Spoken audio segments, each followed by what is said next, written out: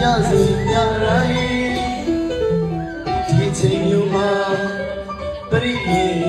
တနာဝန္တာလို့ရှာရှိပေါ်ရေကုန်မောလောင်စာကာကျုကငွေစုံနေပါရှိမင်းသား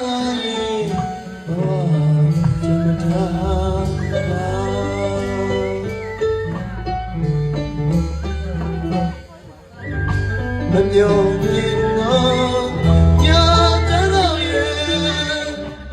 ပရိသတ်မောနဲ့ဆူဆူညံ့ညံ့